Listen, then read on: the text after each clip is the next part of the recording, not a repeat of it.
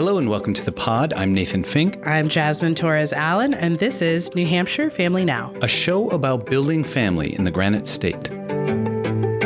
Today in the podcast, guest co-host and New Hampshire Governor Christopher T. Sununu reflects on family and 4 terms in office, and later, Prevent Child Abuse America Chief Strategy Officer Jennifer Jones talks CAP Month and building a comprehensive ecosystem of primary prevention. New Hampshire Family Now is brought to you by the New Hampshire Charitable Foundation. Since 1962, the Charitable Foundation has worked hand in hand with generous and visionary citizens to maximize the power of giving and support, collaborate, and lead innovative initiatives. Initiatives like New Hampshire Tomorrow, which is focused on making sure children and families have access to education, healthcare, and career pathways to ensure every family member thrives. To learn more about New Hampshire Charitable Foundation and all their initiatives, go to www.nhcf.org.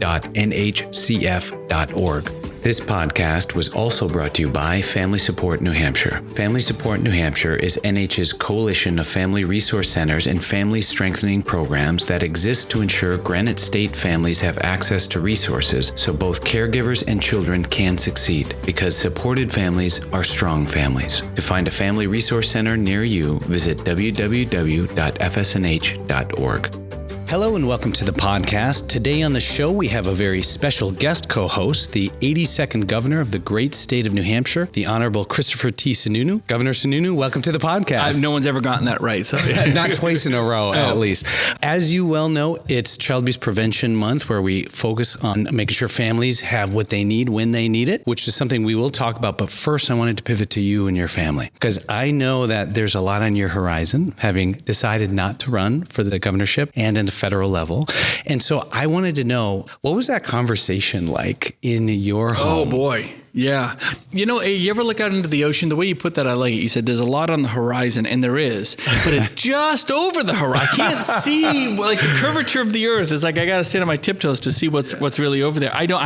So first of all, I really have no idea what I'm going to do next. I'm totally focused on the job, right? It's a 24/7 job. But the interesting part of New Hampshire is I have to get elected every 2 years. So whether I want to keep doing this is a conversation that is kind of always in constant flux, obviously with the family, because if they're not behind it, if it's not working for them, it's not going to work, because it really is a 24/7 job, and It's a lot of sacrifice, not just on my part, but on their part. Because if I'm here or I'm busy or I'm called away on a crisis, I'm not with them, right? So that there has to be an understanding. Now, being governor is pretty great, because for the most part, when I'm in state, I get to come home and I see my kids. And for the most part, I have a rule.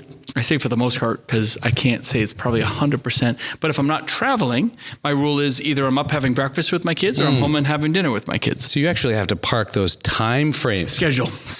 It's all about schedule. And if you're disciplined on nothing else, be disciplined on your schedule and communicate that to your spouse. That's the other big thing. And that's hard, because sometimes people are like, oh, this last minute thing came in. Okay, well, am I going to call Valerie and let her know I'm coming home late, or is my scheduler going to do that? And so building a really good team that not just understands what your mission is and not just the politics and the policy that you're doing as governor, but building a really good team that understands what the family dynamics are, appreciates it, protects it. Yeah. That's what it's all about, protecting your time, the limited amount that you might have on their behalf. And if you do that, it can work. So you actually have to enter this whole position by saying, look, here's my priority, here's my value. How can we work with this? In terms of the family? Yeah, exactly. Yeah, well, there's no negotiating with your family, right? There's no negotiating there. You're negotiating with everybody else. Their family really does have to come first. But the family obviously has to understand it's going to come with the sacrifice. And then obviously, if I may, you add the sacrifice of just the societal pressure. Yeah, that's funny. You mentioned 2 things that I think are fascinating. One of which is every negotiation I'm in with my 5-year-old, I'm losing. Just so you know, screen time, gone. If you've entered negotiation, you're done. There is, though, with my spouse, these are negotiations that I don't want to have to make, because I'm doing it at the expense of family time. So I completely understand that. Now, when you decided, did you actually have that conversation where you just thought, hey, it's transition time? So it's really weird, because I thought I might do 2 terms and then move on. Yeah. I started considering a 3rd term, and the family's like, but I thought we were going to be done with this. Then COVID hit. And so then it's, no, we're in a crisis here. We are not turning back on this. We can't. That was a time I just wasn't going home for days sometimes. We were just in the emergency operations center. You saw me on TV all the time and all that. And we can talk about COVID a lot, but that's when it was like, no, we definitely have to do this. I was fairly leaning to running for a 3rd third term anyway. But once COVID hit, it was no question. Yeah. And it was the right thing to do because you need that continuity in such a drastic time with such unknowns and such new things that we were all going through. Now, when you look back on your time as governor, what efforts, initiatives, legislation, what are you most proud of? You know, I'm not great at everything by any means, but one thing I'm pretty proud of, I was able to surround myself with good people. Like it always comes back to people, right? And having good people is one thing. You can have the smartest people in the world, but if they're not cohesive, and I'm pretty good about laying out what's the mission, right? So the areas where we had to really rebuild and redefine the mission, things like mental health, specifically around kids, right? Mental health and families, access to those systems. For too long, the state was, well, we have a mental health system and it needs more. It's not working, so we'll just put more money into it. I have no problem putting more money into something, but it has to be a system that is designed to achieve the results for today's issues. And our system wasn't there. It was incredibly antiquated. Same with the opioid crisis. We took a completely different approach to the opioid crisis, specifically around kids, what we call a hub and spoke system. So instead of all the services in Manchester or Concord or in the Southern Tier, we made sure there's community access to services in your community, whether you're in Coos, Grafton, Cheshire County, wherever. And it costs more money to do that, but we got a lot better results. One of the amazing statistics I remind people of, 2014, 2015, 2016, the deaths were skyrocketing, yes, right? They were. And I think in 2017 or 2018, it peaked. We rebuilt the system, and ever since then, we've come down, which is great. Now, the rest of the country is up 60% in overdose deaths. And I try to remind other governors, our secret sauce was finding out that the addiction rates in rural New Hampshire were 4 times that of the inner city because they had no access. So those access points, those community and rural-driven access points with our new hub and spoke system, we call it the doorways, which for the most part has worked really, really well, and having what we call a closed loop system, which we're now integrating. So just because you move from one part of the state to the other part of the state doesn't mean you should lose services. Those types of things that we had the courage to rebuild are probably what I'm most proud of. And because at the end of the day, it got results. Now, I mean, you should never pat your back on the opioid crisis. We're going to have 400 plus people aren't going to be with us at the end of the year, probably. That's a lot, right? I remind people, it's not just 400 individuals that have died from this. That's probably 400 families that have drained savings accounts trying to get treatment and recovery services and programs and options and interventions and all these other aspects that go into the other healthcare issues that come with that crisis. So that's a real crisis that compounds on each other. But you got to be mission driven. You got to have the management that says, okay, here's the metrics we're going to go after. Yeah. I keep thinking about what you said with, that the fact that we won't have 400 individuals, right? And when I think about that, I think, we have to have the courage to learn from that. Now, in that time, of whom are you most proud? Boy, that's a great question. I mean, obviously my wife. I mean, my wife hates politics. She's proud of what I do. But she stuck by me knowing that she really hates this world. There's a lot of hypocrisy. The one benefit about being governor is I hear everything. I don't care who you are and what you're saying about me, but I hear about all of it. The hard part is just having a thick skin and letting it roll off your back. But Valerie, so I have a thick skin. I can just deal with that. I just want good policy, good result. She's the mama bear. She's protective of her kids. She's going to be protective of her family. So I think for her to have to ask her, and she knows she just has to bite her tongue more often than not through a lot of the nonsense that we deal with. I mean, our government system is a good system, especially here in New Hampshire. It works and it's foundational and people can trust in it. And it's not just one party or another, and it's not just one policy or another. We really just try to get the best results. Now, I'm certain that in your time, of course, there are things that you also wish you had gotten over the finish line. Are there certain things that, especially where families and caregivers are concerned, that we should be looking at? Yeah. So, I mean, I think, I won't say it's like a specific policy or bill that didn't pass. I mean, a lot of things I'm a big believer in school choice, right? And we got that started. We got that door open specifically for low-income families that don't have that opportunity. Great, right? We rebuilt the opioid process and we bought the mental health hospital for children, and we're rebuilding all our mental health programs specifically for kids, and that's all going well. The key to all that, though, is workforce. Now, we're the only state in the Northeast growing in population, but that's still not enough, right? Because the demand is still exceeding the need. Now, we're much better off. I mean, I want all the states in New England to do well. I really do. Maine and Vermont and even Massachusetts having a very tough time with workforce. We're having a tough time with it. So whatever we can do to keep incentivizing a kind of a gold standard. And what I've learned is in the areas of most need, social work, mental health, the opioid recovery process, and treatment programs, those folks ain't doing it for the money. Right? Teachers is another one, nurse. They're really not doing it for the money. They're doing it for the passion, the love of kids, and the love of opportunity that they're trying to open. So just becoming a real gold standard of care, quality metrics, that in itself can attract a lot of good workforce. But being very open to bringing the best providers, bringing the best workforce in is really, really important. So I'd say if there's anything being left on the horizon is scholarship programs for young individuals that want to get into these programs, debt repayment programs for people that stay in our workforce. I wish we'd gotten a little more of that done. I couldn't get some of that stuff through the legislature. And just I'm very pro-business. If the business and the economy are doing well, then that's how we collect taxes at the state level. But it's all feeding on workforce. And so I'd say if there's any long-term issue that, America has a long-term issue with it because we just have less kids.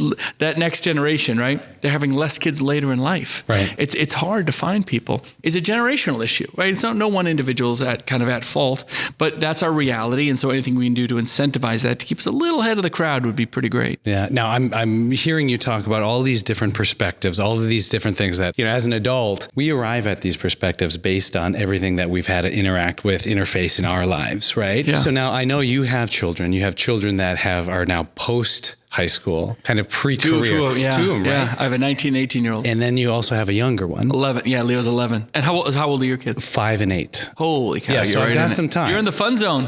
You're in the 5 and 8 are fun ages. They are fun. Yeah, They're wild. You got a few more years. Of Definitely fun. do. And I keep thinking about all the things we're talking about in that generation, preparing the generations to come. So I wanted to ask you this. How do you approach preparing these kids for all of the things that you mentioned, knowing that their environments, this is different than when I was young. So different, right? So where do you grow up? I grew up in Wisconsin. Okay, towards the lakeside though? Yep. Okay, great. So I will frame the answer with something my 19-year-old son taught me. So my 19-year-old, he got into some colleges and he got scholarship money and all that. He joined the Marines. And there's a motto in the military and in the Marines that when he came back from Parris Island just a couple months ago, he said, embrace the suck. Embrace the suck, right?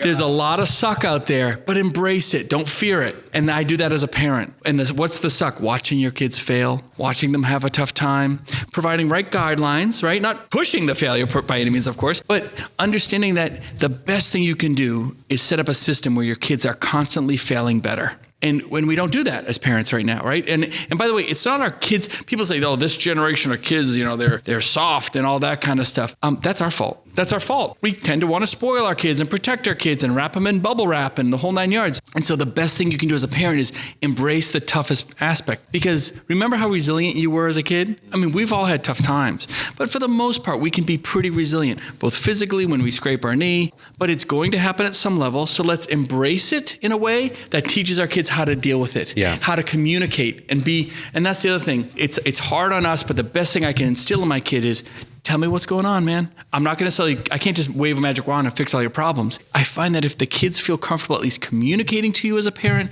telling you what's going on in their lives, holy cow, you've won the game right there. Because so many parents, there's no talking. And then that builds isolation and that builds negative habits with the kids and the whole thing spirals. So for me, it's watching my kids fail, hopefully, helping them learn from it. Every once in a while, it's okay to pick them up and help them dust themselves off, but get them right back out there and get them resilient on all the crazy things that can come with life. Yeah, it's funny that you say that because before we were talking about having the courage to learn something. Yeah. As a parent, though, having the courage to let them learn something, but then also giving them, I think, a pathway to success. So as a parent, 5 and 8 years old, I always say you're still in the fun zone, right? So you're still kind of learning and experimenting. And as my 11-year-old is now, they're really in the mode of, hey, Dad, let's go do something, right? They look up to you and they want to talk to you and everything is fun and you're playing basketball 1 minute or video games or whatever it is. And then high school comes. And that's where, when we talk about learning, teaching them to fail, two things. The failure can be hard and the communication is even harder. They just don't want to communicate. And boys and girls are very different in that, right? I have a son and a daughter. And we've always been on very good communicating terms. And I'm blessed because Valerie is there too. A lot of single parents, right? It's all just on them. Or maybe there's a single parent that has one strategy and dad who lives in the town next door who has a relationship with the kids, but he has a different strategy. All that can really come into play. But I find that it doesn't really exacerbate itself till around that 8th grade, right? 7th, 8th grade. It's a transitional time. Oh, it's so tough, right? So don't fear it, right?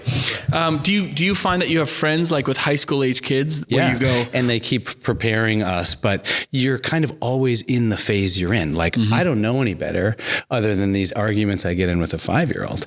And I will tell you, I feel like I'm winning them, but I certainly am not if that's the behavior is the case. Yeah, if you feel like you're winning an argument with your kids, I would say something's wrong, right? Either you're going way too hard, you know, or they're winning and you just don't know it. You just don't realize it. Well, I'm becoming more passive in the things that I thought I want because, it's less about me. As a dad or as an individual? And this is where it gets is that a slippery slope? Because I understand the empty nesting idea, I think does scare me because right now I have found more joy than caring about the success of something else than myself. That's great. Right? Yeah. So and all of a sudden I'm rediscovering the world is like, this isn't about me anymore. It's about kind of seeing them blossom. And I have no interest in their following my path. Like I was a football player, a basketball player. I did do music and things like that, baseball. I don't care for that for them. I want to see where they wind up naturally going. So I'm kind of rediscovering life, but I'm also seeing myself kind of become more fluid. Because I am more accepting now. I have no designs other than, look, they have to be good, respectable people. They have to know context. You know what I mean? I want them treated. That's it, right? That's the key. But as much as I try to stay connected with my kids and communicate and I, talk to their friends or think I understand what their social world is like, we have no idea what it's like. It is not 1997 anymore. Right. I mean, when we were in high school and ultimately me in college and it sounds like you as well. I mean, this was literally pre-9/11. Now, that wasn't all that long ago. It was only 23 years ago, but the world has pre-pandemic, pre-9/11, pre-all this, pre-social media, pre-everything that we know today. So their world growing up is so different. I would argue it's the last 20 years, 23 years, I'd say 25 years, let's say, from 1999 to 2024.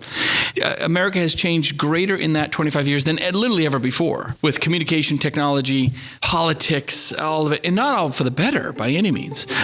There's more opportunity in many ways, but there's also more angst and understanding what that really means in their day-to-day lives. All day in school, walking down the hall, that whole vibe that we carried in high school, so different now. I can't explain what it is, but I just know it's different. And I probably just have to appreciate that's not for me to understand, but, give them the flexibility and the tools, as you say, to fail well, have structure, be good people, care about others more than you care about yourself. Well, Governor Sununu, it's been an absolute pleasure. Thank you so much for being on the show. This is fun.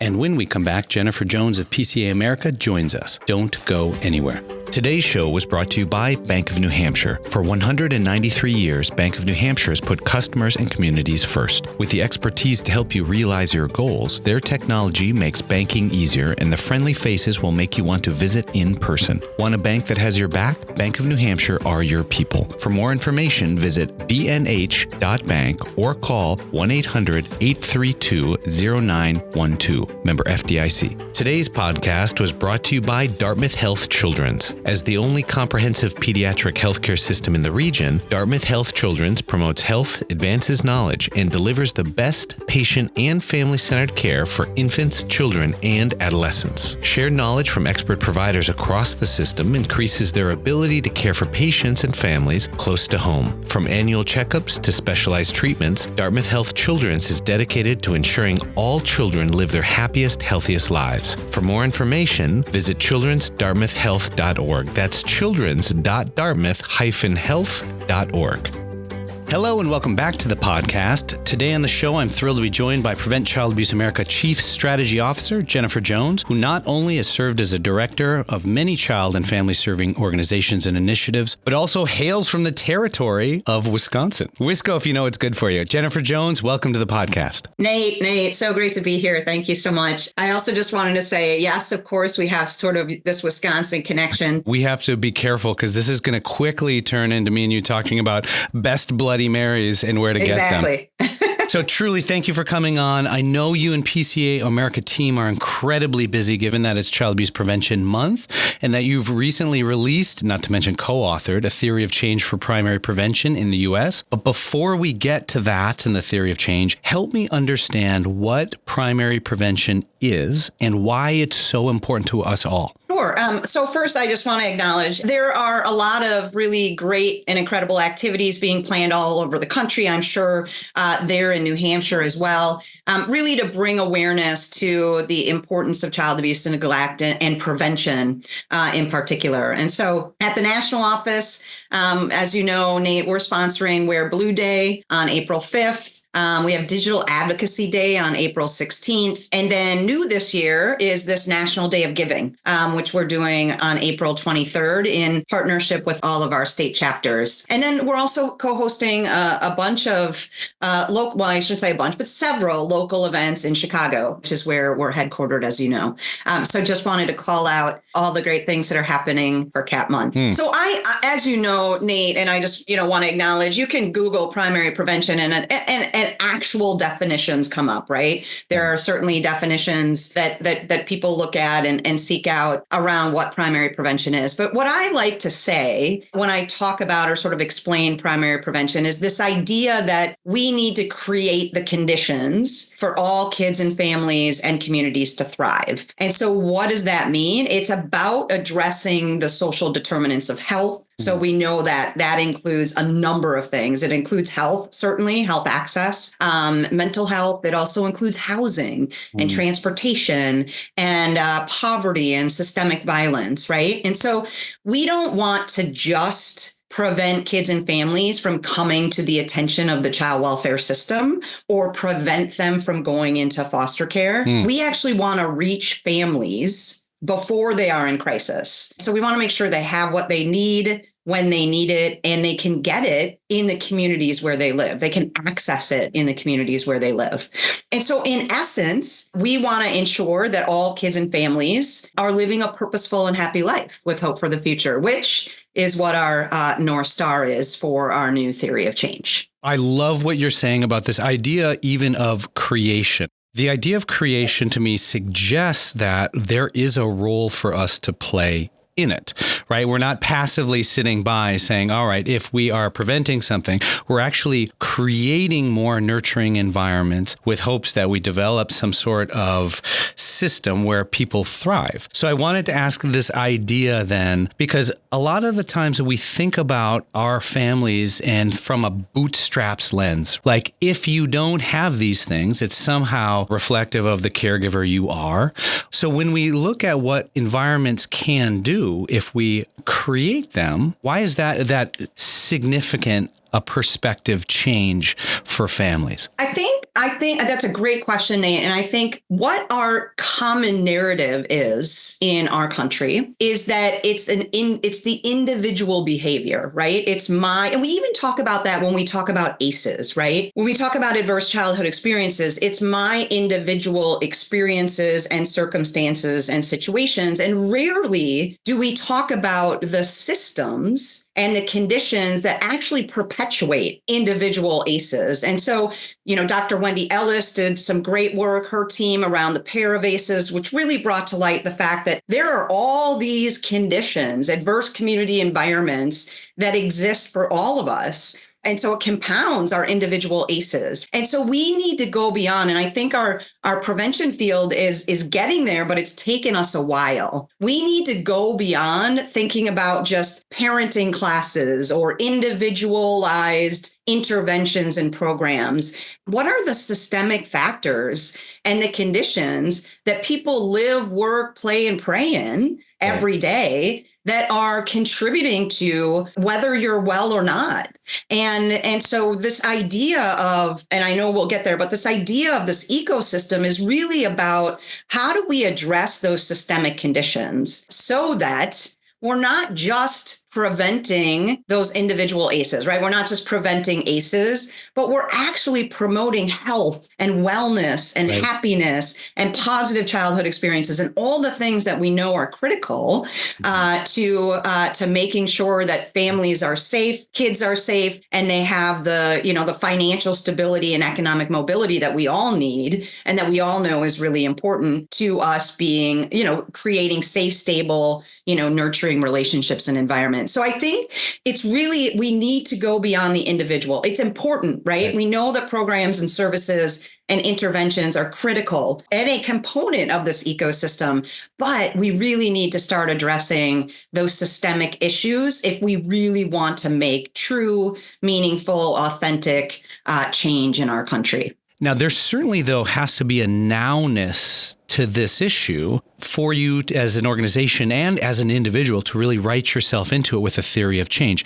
Why did it become necessary to envision primary prevention efforts as existing in that larger ecosystem so to support individuals and family? Yeah. And so, as you know, Nate, and I obviously just mentioned this, but as part of our new theory of change, we call for building out a comprehensive and aligned primary prevention ecosystem in this country. We believe it does not exist. There are certainly components of it in certain places, as I'm sure there are in New Hampshire, there are here in Wisconsin, they exist in places, but they're not comprehensive and it's not aligned.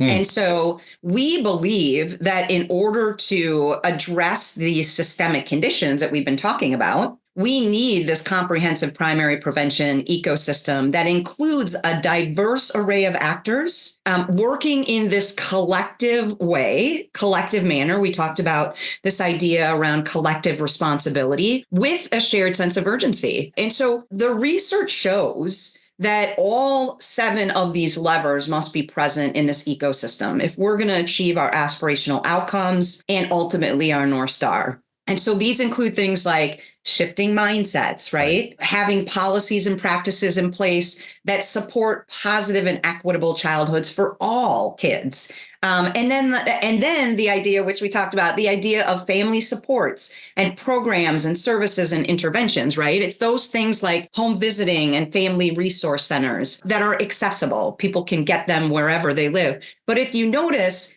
it's not just that. And I think that's where we spent a lot of our time the past 50 years of our work in the primary prevention field and really, building up these programs and interventions. But if we're going to see, again, this change that we all want to see in this country, especially for kids and families, we need to do things like shifting mindsets, right? We need to transform the narrative around prevention. If we do that, we're going to see change. We're going to see change in policies. We're going to see change in practices. We're going to see changes in environments. But it's critical that we have all 7 of these pieces as part of this ecosystem. I want to just call out too, Nate, you when we were talking at a meeting, a couple of weeks ago, maybe a month ago, you actually brought up this idea of an ecosystem when you said, and I'm going to quote it, I have it here, an ecosystem is typically described as healthy when the organisms living in it are diverse, many, and stable, and the system as a whole is able to withstand and adapt to shocks and changes over time. That resonates, right? I think that description of what we're trying to build really resonates. It resonated with us when you said it. I think it resonates with others in our field and our partners. But it's that idea that if we create this ecosystem that is healthy, that all of us are contributing to in a collective way, again, with this sense of urgency, that we can withstand anything that comes at us, right? And that includes environmental issues, that includes violence, that includes poverty, right? That this ecosystem is capable and prepared and has the tools and the resources that they need, that they can adapt to these shocks and changes over time. And that's what we need for kids and families in our country. Yeah. I'm so glad you said that, and especially ended with this idea of kids and families, because throughout the framework, you go to great lengths to make sure you're placing families squarely in the center of really everything you're doing. Now, why is that fact, the centering of families, so critical to the success of all the ecosystem ecosystem work we're trying to do? Yeah. So a little bit of context that I think that I'd love to share here, because I think it's important, is so we used an adaptive strategy process to create the theory of change. We were very intentional about the process. As part of the process, we engaged nearly 1,700 people across the country over the 2 years that we were working on this. And that included parents and families, right? It was critical for us and really important to ensure that the process really raised up the voices of families. And so we talked to parents and families. We talked to our Healthy Families America sites. We talked to you and others in our state chapter network and our key partners. And again, it was so grounded in the importance and critical nature of ensuring voices of families and voices of our key partners, grounded in research, and we wanted it to be adaptive and flexible. Again, this idea of the ecosystem that we can adapt to things as they come at us. And so as we create this primary prevention ecosystem, we believe it's absolutely critical to center families in decision making. So we are building an ecosystem that is responsive and reacting to what we know families need, to what families are telling us they need in order to be healthy, happy, and well. You look at companies like Apple and Google, for example, right? They don't create anything without this end user in mind. They go out, and I've participated in a couple of these trials, right? Where research projects where they're seeking input and feedback from the end user. We don't do that in our field. They do it every time they create something. So it's part of their culture, right? It's part of their narrative.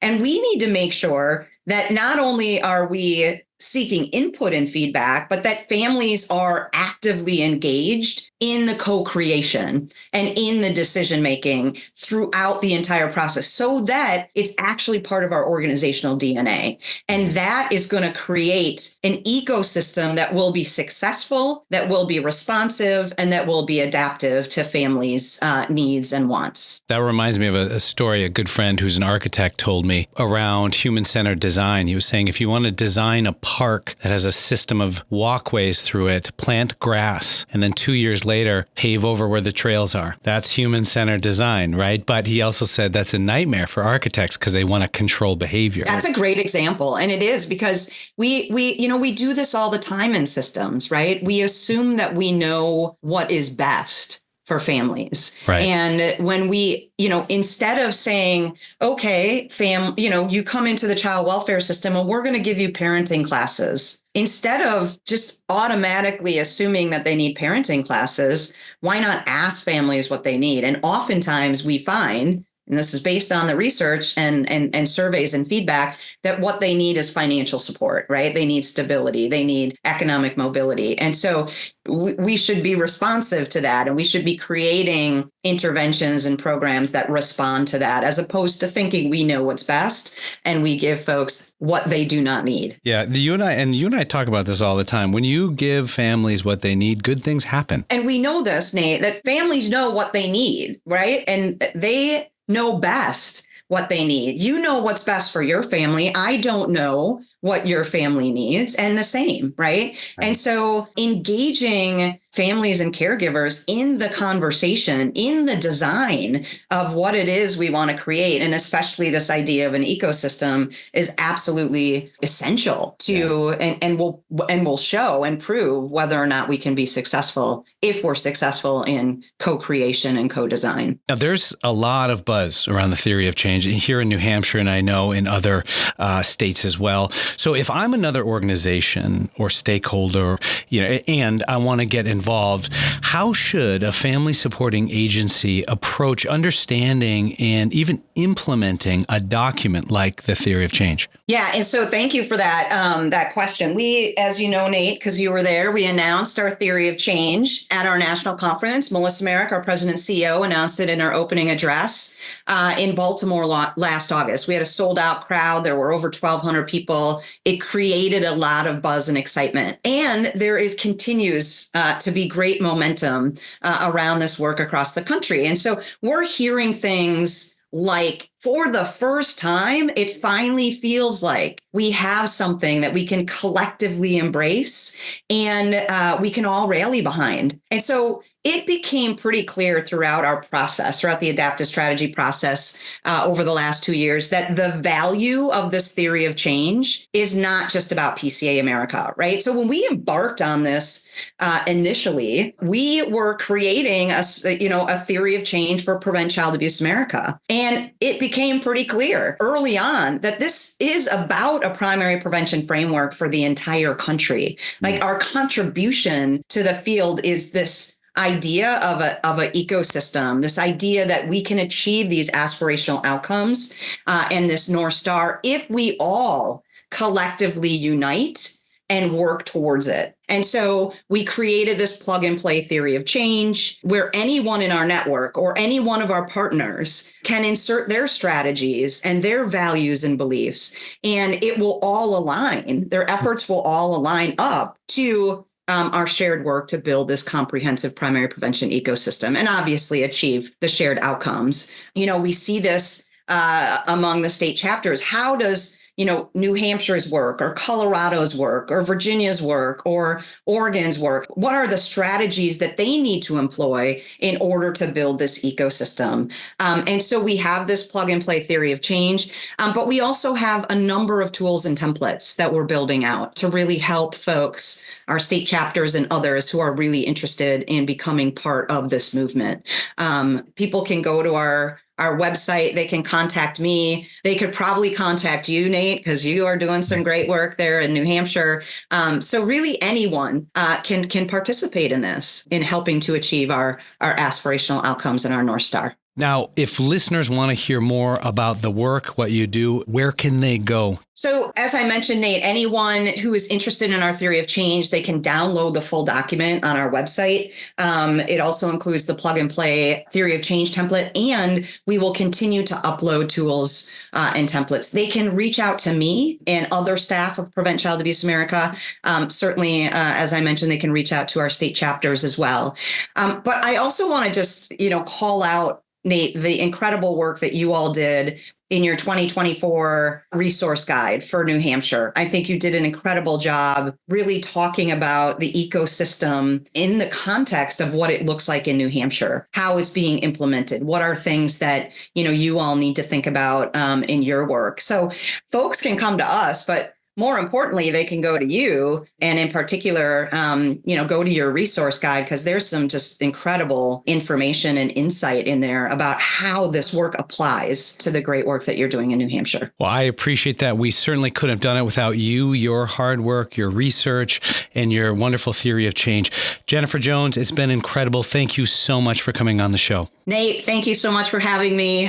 Thank you for your leadership and your thought partnership as we work to build this primary prevention ecosystem in our country. I think your contributions in particular in the communication space to our work and our field are just incredibly invaluable. And obviously, the New Hampshire Children's Trust are critical partners in helping to ensure the success of this theory of change and ultimately eliminating child abuse and neglect in this country, which is where we want to be. I will just end by saying I truly believe that this is our moment in history. I think it's our moment in our field where we can finally achieve the aspirational outcomes that we all have long desired for kids and families in our country. And so we're incredibly excited to be part of this journey, to be thought partners and colleagues in this work, to work closely with you and other state chapters and other key partners to make it happen. This podcast was brought to you by Nixon Peabody, who delivers exceptional legal services for clients in the community by combining high performance, an entrepreneurial spirit,